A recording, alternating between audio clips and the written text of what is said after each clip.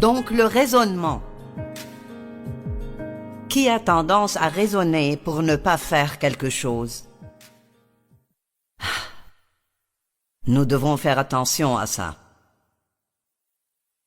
Le raisonnement affecte de nombreux domaines. Mais la confusion vient du raisonnement. Quand vous avez un problème et vous avez besoin d'une réponse, vous devez avoir cette réponse de Dieu. Mais si votre esprit est plein de troubles et de raisonnements, ce sera difficile d'entendre Dieu vous parler. Vous devez garder votre esprit tranquille pour pouvoir discerner ce que Dieu vous dit. Et Dieu nous parle de différentes manières. Il chuchote d'une petite voix douce. Souvent, j'appelle cela une connaissance. C'est comme quand Dieu m'a dit « Donne cette robe rouge à Ruth Ann ». C'était plutôt que je l'ai regardé et j'ai su. Nous savons, n'est-ce pas? C'est comme, vous savez, ce que Dieu veut que vous fassiez. Et c'est vraiment difficile quand Dieu vous dit de donner quelque chose que vous aimez à quelqu'un que vous n'aimez pas. Et là, c'est un défi. Et puis, il faut les regarder le porter. Je disais à Penny ce soir, j'ai vécu tellement de choses comme ça. Quand j'étais une chrétienne beaucoup plus jeune et Dieu m'enseignait les choses que je vous enseigne maintenant. Et cela ne m'arrive plus autant maintenant. De temps en temps, Dieu me demande de donner ceci ou cela. Mais Dieu utilise des choses comme ça pour nous former à l'obéissance. Et parfois, c'est juste un petit quelque chose. Je ne savais rien à propos du don, ni de l'importance de cela. Maintenant, Dave et moi, nous avons toujours donné la dîme parce qu'il a appris cela en grandissant. Et l'église où nous allions enseignait sur la dîme. Et donc, nous avons toujours donné la dîme, mais nous n'allions pas au-delà de ça.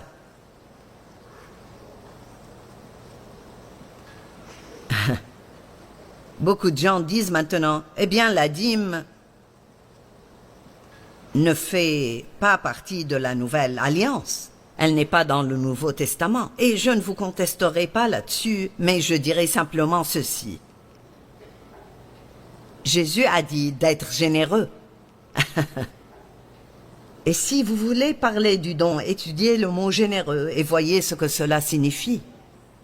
Vous dépassez la dîme lorsque vous êtes généreux. Et s'il devait donner 10% sous la loi, que devrions-nous faire par la grâce?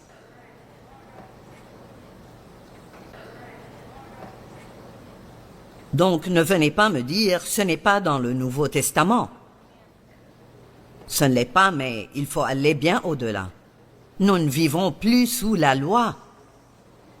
Nous vivons par la grâce. Et quand vous savez à quel point Dieu vous aime, savez-vous combien de personnes? Les gens doivent ressentir l'amour. Beaucoup de gens disent que tous ceux qui leur avaient jamais dit qu'ils les aimaient les ont blessés et ont abusé d'eux. C'est pourquoi lorsque nous visitons ces pays en développement, nous allons en Inde ou en Afrique, je veux dire, à quoi ça sert de dire à une personne affamée Dieu t'aime? Mais si vous continuez à les nourrir tous les jours pendant environ 1 an, et vous leur dites ensuite que Dieu les aime, et que c'est pour Jésus que je suis là pour faire ça pour vous, parce que quand vous faites des choses pour les gens, sans qu'il y ait aucune raison pour que vous le fassiez, alors ils commencent à devenir curieux. Pourquoi pensez-vous que la Bible dit « Si votre ennemi a faim, nourrissez-le, s'il a soif, donnez-lui à boire » Et c'est comme lui mettre des charbons ardents sur la tête. Nous pensons que c'est comme dire « Waouh, ça lui fera mal maintenant ». Mais ce n'est pas ce que cela signifie. Ces charbons ardents parlent d'amour. Cet amour que vous leur montrez et qu'ils savent qu'ils ne méritent pas est ce qui brise la dureté de leur cœur et les change. Donc, nous voulons utiliser nos affaires. Parce qu'en vérité, vous ne possédez rien du tout.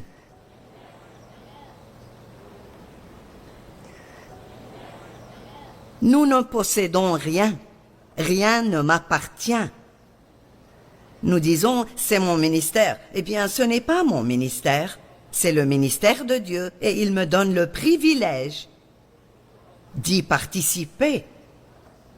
Et quel privilège de parler à autant de personnes chaque jour à la télé. Je me dis, pourquoi m'as-tu appelé à faire ça? Je ne le mérite pas. Et aucun d'entre nous ne mérite ce que Dieu fait pour nous, mais nous devons garder cela à l'esprit. Rappelez-vous que nous sommes ici pour un but précis. Et notre objectif est de travailler avec Dieu pour étendre le royaume de Dieu. Et ça ne peut pas se faire juste en prêchant.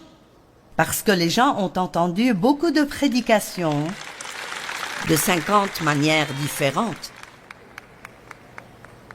Mais ils ne peuvent pas répliquer contre l'amour. Quand on commence à aimer les gens et les aimer vraiment, et vous savez, l'amour vous coûtera quelque chose. Il vous coûtera du temps, de l'argent, votre amour propre. Il vous coûtera quelque chose.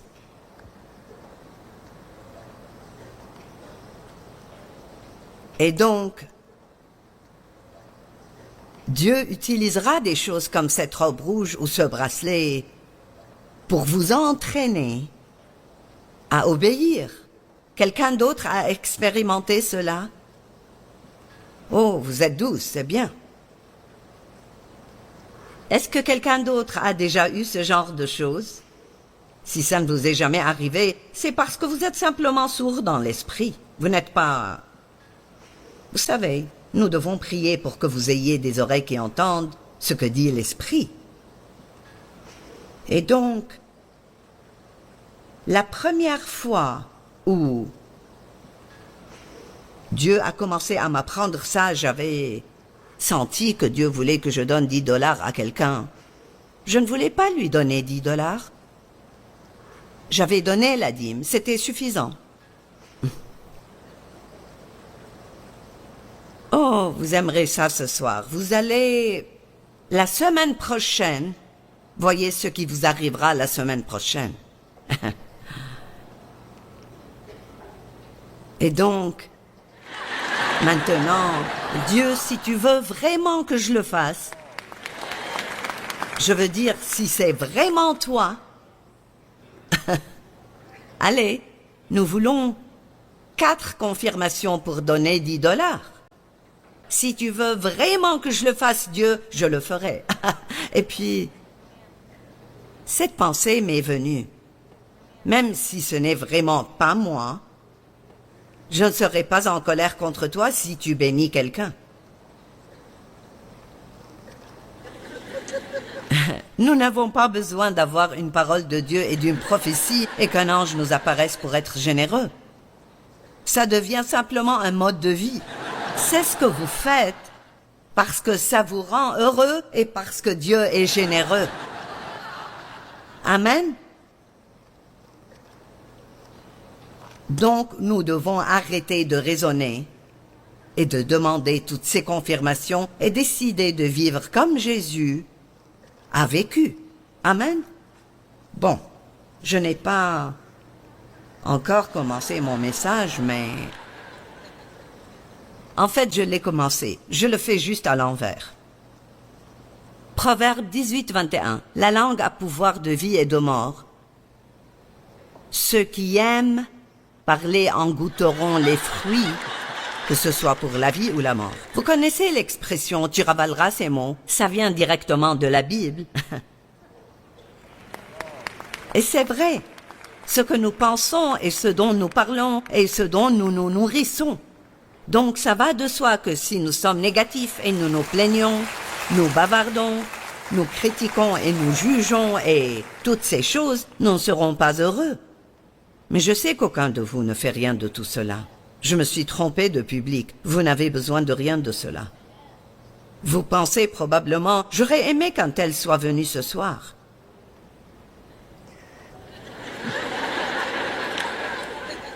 Qui a pensé cela depuis que vous êtes arrivé? Vous voyez, regardez cela. Mais devinez quoi, vous êtes ici.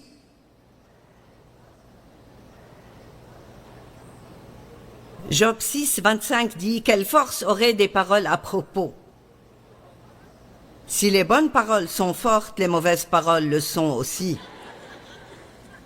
Psaume 19, 15. Fais bon accueil aux paroles de ma bouche et aux sentiments de mon cœur.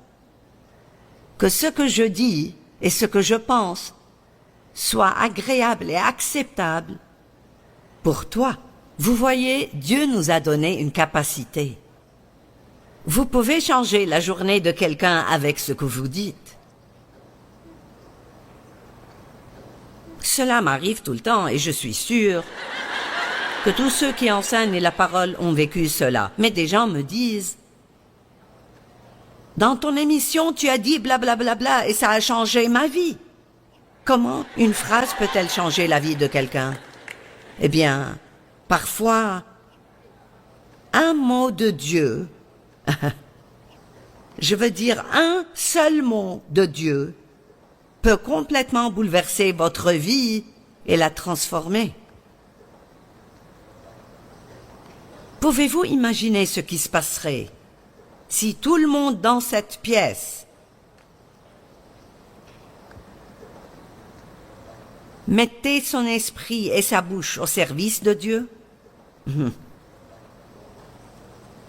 Je lance un appel ce soir.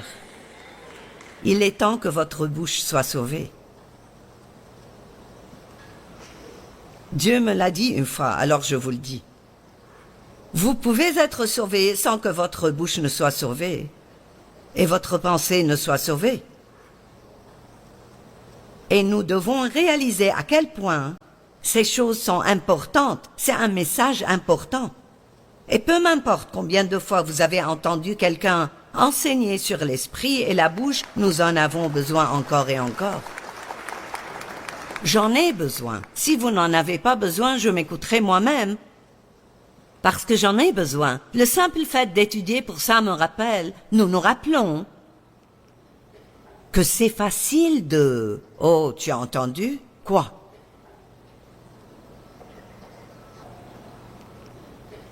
Oh, nous voulons juste entendre ce que tout le monde a à dire sur tout le monde. Nous devons arrêter cela. Quelqu'un m'a appelé il y a quelques années et a commencé à me raconter quelque chose sur un autre ministre. Et j'ai dit, je n'y crois pas. Je n'y crois pas. Je la connais et je n'y crois pas. Eh bien, quelqu'un me l'a dit. J'ai dit, je me fiche de qui te l'a dit. Je vais l'appeler et lui demander. Alors j'ai raccroché, je l'ai appelé et je lui ai dit, c'est ce que j'ai entendu. As-tu fait ça? Elle ne l'avait pas fait. Et donc j'ai rappelé l'autre personne et je lui ai dit, je l'ai appelé et ce n'était pas vrai. Et tu dois appeler celui qui te l'a dit. Vous voyez, c'est comme ça que ça se passe. Un tel me l'a dit et j'ai dit à un tel et un tel et un tel. Et tout d'un coup, la réputation de quelqu'un est ruinée. Et ce n'était même pas vrai. Vous ne pouvez pas croire tout ce que vous voyez sur Facebook.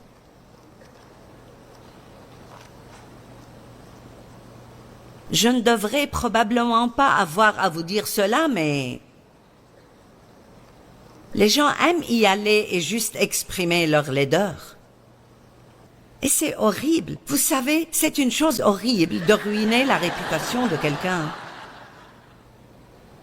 Simplement en disant des choses qui ne sont même pas vraies du tout.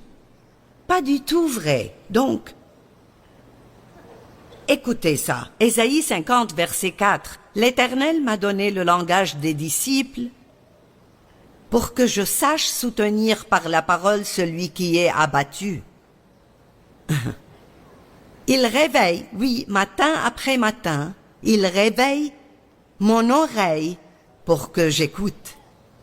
Donc, il dit que Dieu nous a donné la capacité d'encourager les gens fatigués. Savez-vous que ce que vivent les gens dans le monde, en particulier ceux qui ne connaissent pas Christ, et beaucoup d'entre eux vivent cela parce qu'ils ne... Il y a tellement de gens qui iront au paradis qui n'auront jamais été heureux pendant qu'ils étaient ici parce qu'ils n'ont jamais vraiment appris la parole de Dieu. Et si tous ceux qui sont dans cette salle ce soir, juste ceux d'entre vous qui sont ici, prenez un engagement, et bien sûr, vous savez, nous échouerons. Et ce n'est pas grave, tant que vous allez dans la bonne direction et vous continuez, vous prendrez de nouvelles habitudes. Amen. La façon de briser les mauvaises habitudes, c'est de continuer à faire la bonne chose, et de la faire encore et encore, et bientôt il n'y aura plus de place pour la mauvaise habitude. Donc, si vous avez tendance à juger les gens,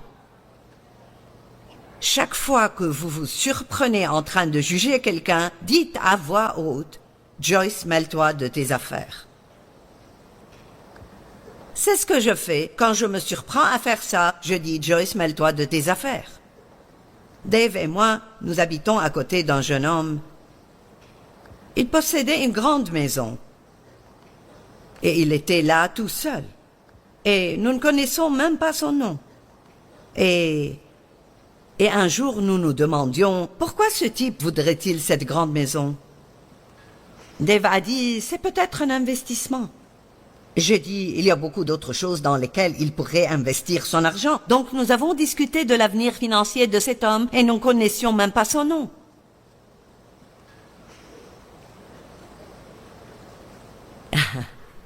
Alors, Dieu merci, j'ai finalement appris, Joyce, ça ne te regarde pas, la grandeur de sa maison. Vous savez, pouvez-vous dire cela? Dites, ça ne me regarde pas.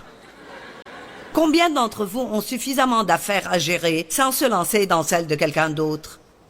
Vous savez à quel point nous serions plus heureux si nous ne nous mêlions pas des affaires des autres? Il y a tellement de choses que nous ne savons pas et que nous pensons savoir, et c'est notre problème, l'orgueil. Je pense que je sais ce que je ne sais pas.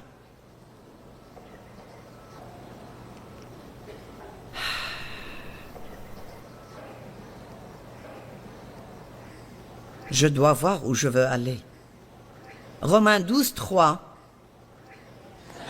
Par la grâce qui m'a été donnée, je dis à chacun de vous de ne pas avoir une trop haute opinion de lui-même, de ne pas avoir une opinion exagérée de sa propre importance, mais de garder des sentiments modestes, chacun selon la mesure de foi que Dieu lui a donnée. Maintenant, cela veut dire que si nous avons une opinion plus élevée de nous-mêmes que nous le devrions, nous estimerons toujours les autres comme étant inférieurs. C'est ce qui arrive. Si je pense que je suis importante, alors l'autre doit être sans importance. Et donc, ce verset dit que tout ce que vous pouvez faire, vous ne pouvez le faire que parce que Dieu vous donne la capacité de le faire.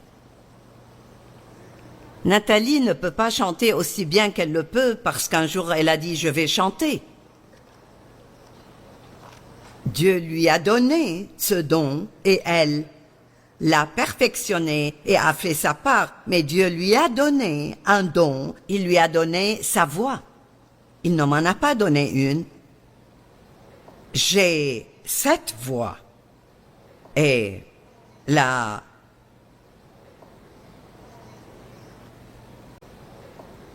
chose que je détestais le plus en moi, c'était ma voix.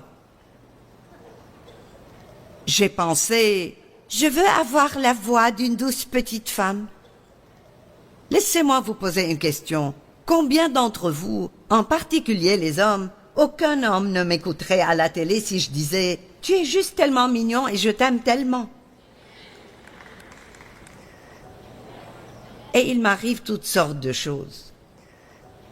Un soir, nous étions à Chicago pour aller parler à une église et un type s'est arrêté à côté de notre camionnette sur sa moto. Un grand vieux motard avec des tatouages partout et il a dit « Hey !» Il a dit « Je t'ai écouté pendant 6 mois avant de savoir que tu étais une femme. »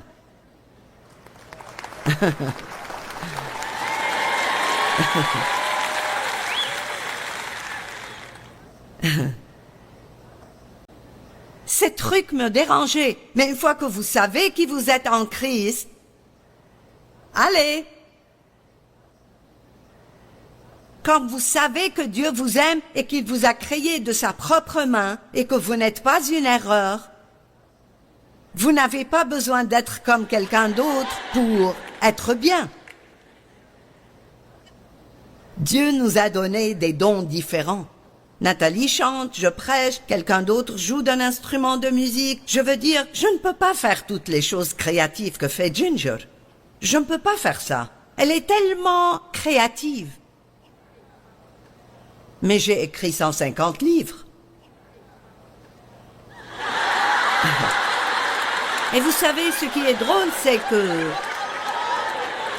mes professeurs ont réalisé que j'avais un don pour l'écriture et ils voulaient que j'aille à l'université et que j'essaye d'obtenir une bourse de journalisme. Et je ne pouvais pas aller à l'université parce que je devais m'éloigner de mon père. Et donc, je n'ai pas le diplôme, mais j'ai écrit les livres.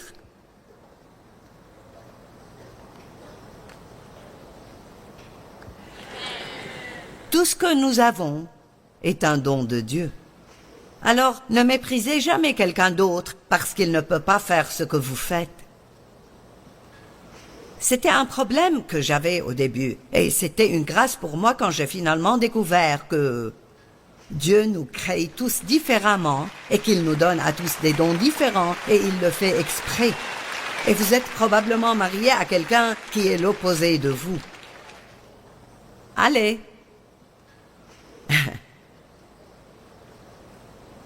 Et vous commencez à essayer de les changer. Nous n'avons pas le temps d'en parler. Mais je disais à Dave, comment peux-tu aimer ça? Comment peux-tu aimer ça? Je veux que tout soit assorti et Dave veut que tout se démarre. Vous devriez voir son bureau. C'est comme... Il y a une photo de neige ici, et une autre photo de soleil ici, et il avait des pattes de biche accrochées au mur, et je l'ai finalement convaincu de s'en débarrasser. Vous voyez, il n'y a rien de mal en moi ou en lui, nous sommes différents. Et quand nous pouvons accepter les différences de chacun et même les apprécier, et j'aurais aimé pouvoir chanter. Je pensais ce serait génial si je pouvais prêcher et chanter. Et je pourrais chanter quelques chants et ensuite prêcher et ensuite chanter un autre chant. Ne serait-ce pas génial? Et savez-vous ce que Dieu m'a dit? Il a dit, tu vois, ce don qui est en Nathalie, il n'est pas là pour elle, il est là pour nous. Dieu donne des dons aux autres pour que vous puissiez en jouir et non pour en être jaloux.